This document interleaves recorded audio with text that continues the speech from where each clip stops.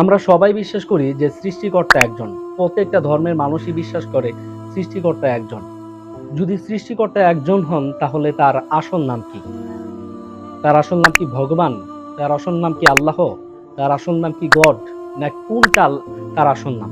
আজকের এই ভিডিওতে আপনাদেরকে সেটাই জানানোর চেষ্টা করব। চলুন কথা না বাড়িয়ে মূল আলোচনায় চলে যাই।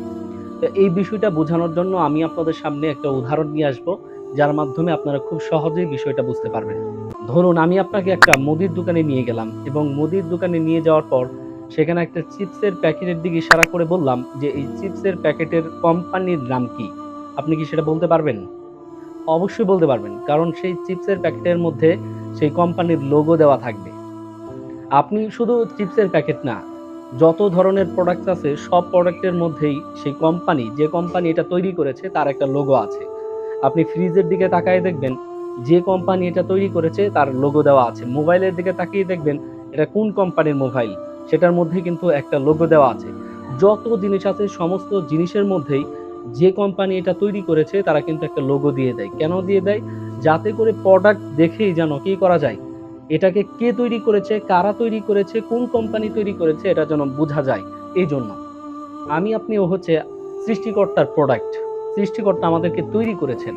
এখন সৃষ্টিকর্তা যেহেতু আমাদেরকে তৈরি করেছেন, আমরা যেহেতু তার প্রোডাক্ট, অবশ্যই তিনি আমাদের মধ্যে এমন কোনো লোগো দিয়ে রেখেছেন যার মাধ্যমে আমাদের প্রকৃত স্রষ্টার নাম আমরা জানতে পারবো।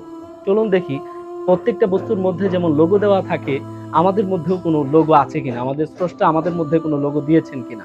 চলুন আমরা একটু খুঁজে দেখি। আমরা দেখতে পাই যে আমাদের হাত, আমাদের যে হাতটা দেখতে পাচ্ছেন, হাতের আঙ্গুলগুলো, এই আঙ্গুলগুলো কিন্তু আরবিতে আল্লাহ লেখা।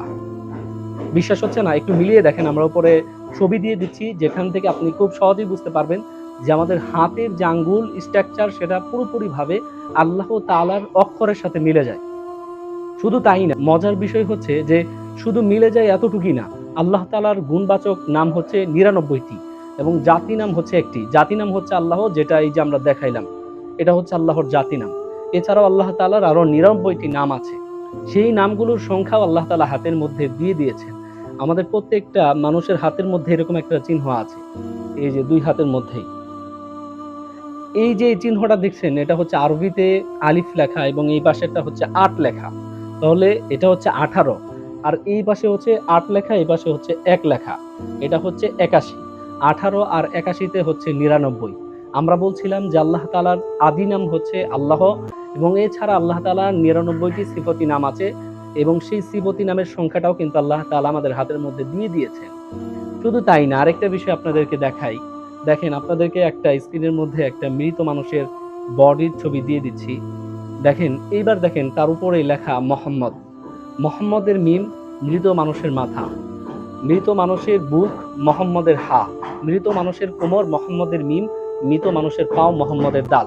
মানে একটা পুরো মানুষের কঙ্কালের মধ্যে, বডির মধ্যে কিন্তু মোহাম্মদ লেখা। আপনি খেয়াল করে দেখেন। তো আমরা দেখতেছি যে আমাদের মধ্যে কিন্তু লোগো দেখা যাচ্ছে। আমরা কিন্তু সেই লোগোগুলো দেখছি আল্লাহ লেখা, সেই লোগোগুলো দেখছি মোহাম্মদ সাল্লাল্লাহু আলাইহি সাল্লামের নাম লেখা। তাহলে এ থেকেই আমাদের আসলে বোঝা উচিত আমাদেরকে আসলে কে তৈরি করেছে। আমরা যেমন ফ্রিজের লোগো দেখে বলতে পারি এটা হচ্ছে অমুক কোম্পানি তৈরি করেছে, ঠিক একইভাবে আমাদের এই লোগোগুলো দেখে আমাদেরকে বুঝতে হবে যে আমাদের আসল স্রষ্টা কে, আমাদের নবী কে, এটা আমাদেরকে এখান থেকেই বুঝতে হবে। আপনি আপনার সমস্ত শরীর আরো ভালো করে দেখেন, অন্য কোনো লোগো আপনি সেখানে পাবেন না।